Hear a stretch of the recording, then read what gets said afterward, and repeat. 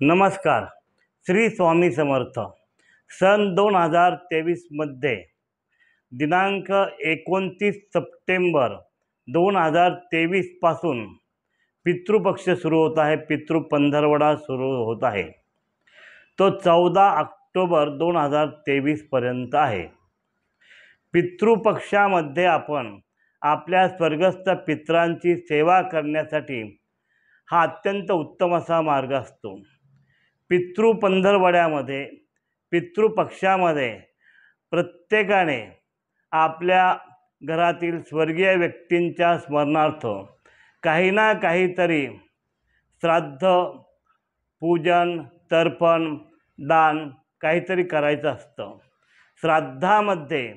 श्राद्धाची व्याख्याच मुळात अशी सांगितली आहे की पितरांच्या उद्देशाने जे काही आपण दान करतो किंवा जे कर्म करतो ते कर्म म्हणजे श्राद्धविधी. ते श्राद्ध कर्म. श्राद्धविधीमध्ये जे काही करायचं असतं त्यामध्ये तर्पण आहे, पिंडदान आहे, ब्राह्मण भोजन आहे, या सर्व गोष्टी करायच्या असतात.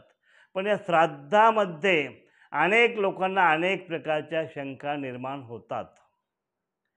आजच्या व्यावहारिक युगामध्ये अनेक लोकांच्या मनात हा शंका येतात की आमचे वडील, आमचे आजोबा, आमचे पणजोबा जे काही कोणी असतील ते त्यांचा मृत्यू झालेला आहे.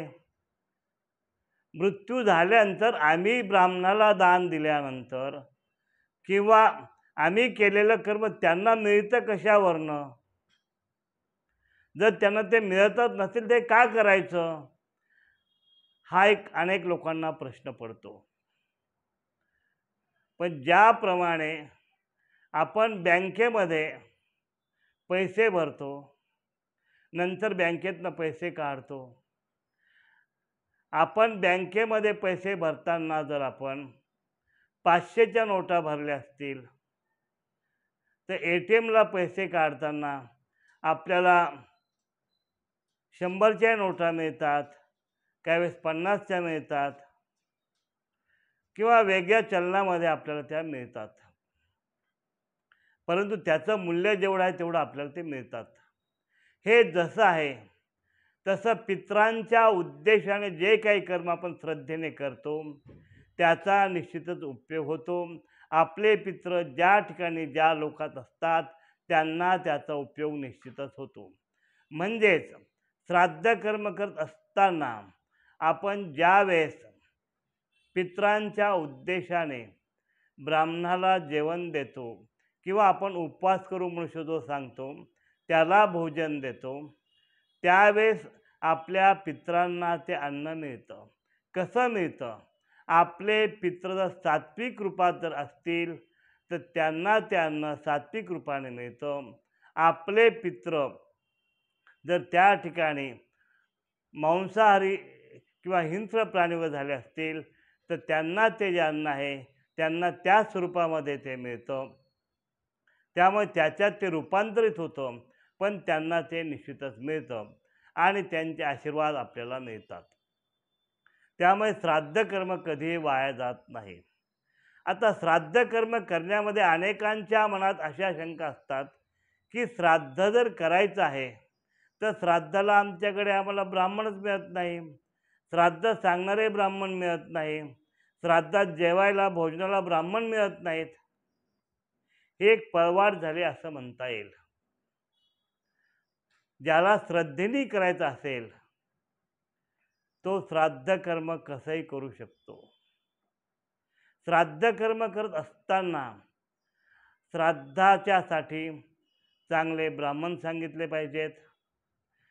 श्राद्धामध्ये कोणत्याही प्रकारची न्यूनता न ठेवता श्राद्धामध्ये शक्य असतानाही काटकसर न करता उत्तम प्रकारे श्राद्धासाठी सामग्री चांगलीच आणली पाहिजेत आणि चांगल्या प्रकारचं श्राद्ध केलं पाहिजे. श्राद्ध कर्म करत असताना श्राद्ध त्या तिथीलाच करावं. पितृपक्षामध्ये आपल्या घरातील मृत व्यक्तीच्या तिथीला श्राद्ध करावं. पितृपक्षामध्ये महालय श्राद्ध करतात. महालय श्राद्ध करत असताना घरातील मुख्य व्यक्ती जी असेल त्या व्यक्तीच्या वडिलांचं किंवा घरातील ज्येष्ठ मृत व्यक्तीचं श्राद्ध तिथी असेल त्या तिथीमध्ये आपल्या कुटुंबातील किंवा जवळचे जे इतर नातेवाईक असतात त्यांच्या उद्देशाने सुद्धा तर्पण पिंडदान केलं जातं. त्या सर्वांना मिळून ते महालय श्राद्ध केलं जातं. महालय श्राद्ध जसं आपण करतो तसंच आपण सांवत्सरिक श्राद्ध त्या मृत व्यक्तीच्या तिथीला त्या मृत्यूच्या तिथीप्रमाणे ते श्राद्ध करायचं असतं. श्राद्ध कर्म करत असताना पितृश्राद्ध जे आहेत ही श्राद्ध करत असताना तिथीला महत्त्व आहे. श्राद्ध कर्म जे आपण करतो ते श्राद्ध कर्मामध्ये काही वेळेस आपण प्रत्यक्षात ब्राह्मण भोजन करू शकत नाही किंवा उपवास करून भोजन देऊ शकत नाही. त्यावेळेस ते श्राद्ध अमान्याने म्हणजे फक्त शिधा देऊन श्राद्ध करता येतं. शिधा देऊन श्राद्ध करत असताना किमान 4 व्यक्तींना पुरेल एवढं धान्य एवढं कोरडा शिधा द्यायचा असतो. याच्याशिवाय आजच्या काळामध्ये एका व्यक्तीला चांगलं जेवण करण्यासाठी जितका खर्च येतो तेवढी त्याची रोख दक्षिणा त्याच्याबरोबर द्यायची असते. त्यावेळेस ते अमान्य श्राद्धाचं फल मिळतं. याच्याशिवाय श्राद्ध कर्म करत असताना सप्तधान्याचं दान सांगितलेलं आहे.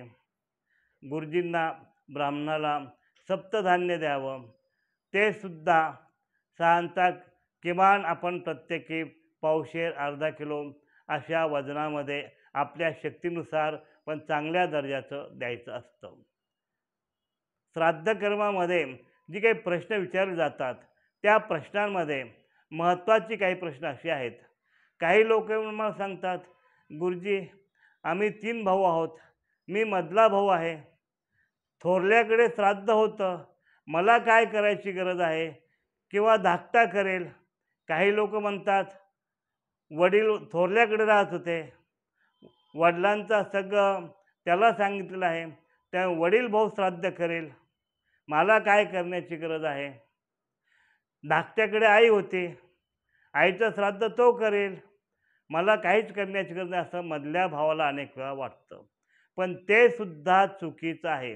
आपल्या आईवडिलांनी आपल्या मागे प्रॉपर्टी किती ठेवली आहे याला महत्त्व नाही, पण त्यांनी आपल्याला जन्म दिला, आपल्याला ही सृष्टी हे जग त्यांनी दाखवलं, हे त्यांचं मोठं ऋण आहे. आणि त्या ऋणातून आपण सहजासहजी लवकर मुक्त होत नाही. ज्यावेळेस आपल्याला मुलगा होतो आणि ज्यावेळेस मुलगा आपलं श्राद्ध करतो, श्राद्ध करताना तो पार्वन श्राद्ध करतो म्हणजे आपल्याच बरोबर आपल्या वडील आजोबांचं श्राद्ध करतो, त्यावेळेस आपल्याला पितृऋणातून आपली मुक्तता होते. त्यामुळे आपल्या भारतीय संस्कृती विशेषतः हिंदू संस्कृतीमध्ये पुत्रजन्माला विशेष महत्त्व दिलेलं आहे. श्राद्ध कर्मामध्ये जसं पुरुषांनी श्राद्ध करावं असं आपल्याकडे प्रथा आहे, तसंच स्त्रियांना सुद्धा श्राद्ध करता येतं. स्त्रियासुद्धा श्राद्ध करू शकतात. एखाद्या कुटुंबामध्ये श्राद्ध करण्यासाठी जर कोणी नसेल तर त्या घरातली सूनसुद्धा श्राद्ध करू शकते, त्या घरातली मुलगीसुद्धा वडिलांचं श्राद्ध करू शकते किंवा त्या घरातल्या इतर स्त्रिया श्राद्ध करू शकतात. श्राद्ध करण्याचा हा सर्वांना अधिकार असतो. श्राद्ध कर्म करत असताना आणखी एक महत्त्वाचा प्रश्न जो आहे भरणी श्राद्धाविषयी तो तुम्हाला पुढच्या व्हिडिओमध्ये सांगतो.